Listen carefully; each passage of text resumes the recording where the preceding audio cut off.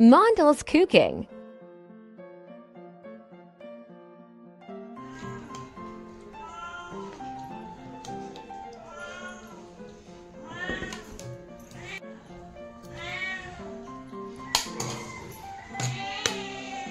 আসসালামু আলাইকুম, কেমন আছেন সবাই? আবারও এসেছি আপনাদের সঙ্গে আরও একটা নতুন রেসিপি নিয়ে।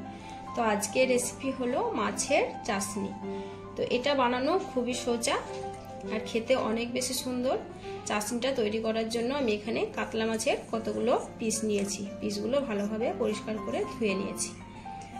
তো চলুন তাহলে ভিডিওটা শুরু করি। অবশ্যই কিন্তু ভিডিওটা শেষ পর্যন্ত দেখবেন। মাছের চাশনিটা রান্না করার জন্য আমি মাছগুলো প্রথমে ভেজে নেব। তার জন্য দিয়ে দেব হলুদ গুঁড়ো, দেব স্বাদ মতো লবণ, তারপর একটু মেখে নেব লবণ হলুদ। চাশনিটা করার জন্য এখানে পাকা তেঁতুল লাগবে। তো মাছগুলো ভাজার আগে আমি তেঁতুলটা একটু ভিজিয়ে দেব, তাহলে ভিজে যাবে, মাছে দিতে সুবিধা হবে। ততক্ষণ এবার আমি মাছগুলো ভেজে নেব। উনুনে একটা কড়াই বসিয়ে দিলাম। কড়াইয়ের মধ্যে দিয়ে দেব সরিষার তেল। সরিষার তেলে মাছটা রান্না করলে বেশি টেস্টি হয়। গরম হয়ে গেলে মাছগুলো ভেজে নেব। তেলটা গরম হয়ে গেছে, একটু আমি লবণ ছিটিয়ে দেব, মাছগুলো ভাজার সময় তেল ছিটবে না বলে। এবার আমি একটা একটা করে মাছগুলো দিয়ে দেব।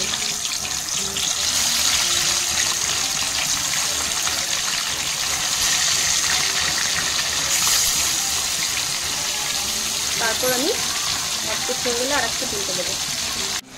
এক পিঠ হয়ে গেছে, এবার আমি উল্টে দেবো।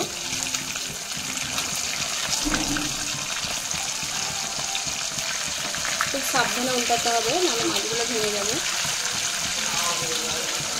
উল্টিয়ে পাল্টিয়ে আমি লাল লাল করে ভেজে নেব। মাছগুলো ভাজা হয়ে গেছে, দেখুন একদম লাল লাল করে ভেজেছি। এবার আমি তুলে নেব।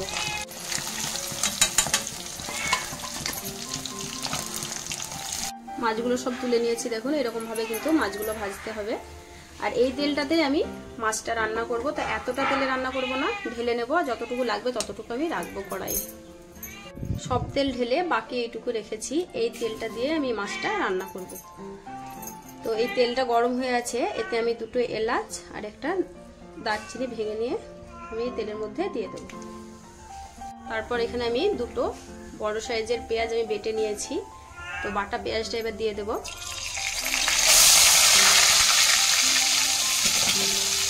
তারপর নেড়ে চেড়ে একটু লাল করে ভেজে নেব।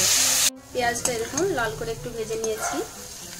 এবার দেব এটার 1 চামচা আদা রসুন বাটা। এবার দেবো হাফ চা চামচ লঙ্কা গুঁড়ো, চামচ ধনে গুঁড়ো, চা চামচ গোলমরিচ গুঁড়ো। এবার একটু জল দিয়ে তেজপাতা দিয়ে দিলাম। এবার নেড়ে চেড়ে মশলাটা ভালো করে কষিয়ে নেব। মশলাটা কষানো হয়ে গেছে, দেখুন মশলা থেকে তেলটা ছেড়ে দিয়েছে। তো এবার আমি এর মধ্যে দিয়ে দেব জল,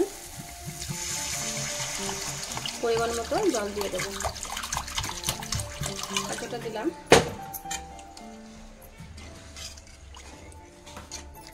এই যে পাকা তেঁতুলটা নিয়েছিলাম সেটা ভিজে গেছে, একটু হাত দিয়ে এরকম ভাবে ভেঙে ভেঙে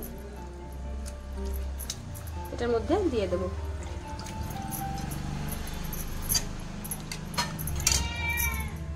এবার ভাজা মাছগুলো একটা একটা করে দিয়ে দেব। এবার দেবো স্বাদ মতো লবণ। একটা ঢাকা দিয়ে হাই ফ্লেমে কিছুক্ষণ রান্না করে নেব। কিছুক্ষণ হাই ফ্লেমে রান্না করে নিলাম। তারপর দিয়ে দেবো চিনি। তো চিনির পরিমাণটা দেখুন কতটুকু নিয়েছি। তো চিনির পরিমাণটা দিতে হবে এমন যাতে এর স্বাদটা টক মিষ্টি হয়। এই চাশনির স্বাদটা হবে টক মিষ্টি। তো চিনিটা আমি দিয়ে দিলাম। এবার আরও কিছুক্ষণ আমি রান্না করে নেব। আরও কিছুক্ষণ রান্না করার পর দেখুন ঝোলটা গাঢ় গাঢ় হয়ে এসেছে। তো আমার রান্নাটা সম্পূর্ণ হয়ে গেছে। তো একবার আমি টক মিষ্টির ঠিকঠাক আছে কিনা একবার দেখে নেব। একদম স্বাদটা দারুণ হয়েছে।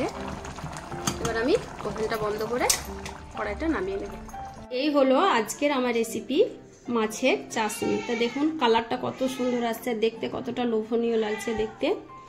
তো আপনারা আমার মতো এরকম মাছ একরকম একঘেয়েমি না খেয়ে এরকম চাশনি বানিয়ে খাবেন, দেখবেন কতটা সুন্দর লাগছে খেতে। এটা পোলাও কিংবা সাদা ভাত কিংবা খিচুড়ির সঙ্গে কিন্তু দুর্দান্ত লাগে। তো আমার এই রান্নার রেসিপি কেমন হয়েছে আমাকে কমেন্ট করে জানাবেন, ভালো লাগলে একটা লাইক দেবেন, আর এরকম ধরনের আরও নতুন নতুন রান্নার রেসিপি পেতে আমার চ্যানেলটিকে সাবস্ক্রাইব করে আমার পাশে থাকবেন। ভালো থাকবেন, সুস্থ থাকবেন, আল্লাহ হাফেজ।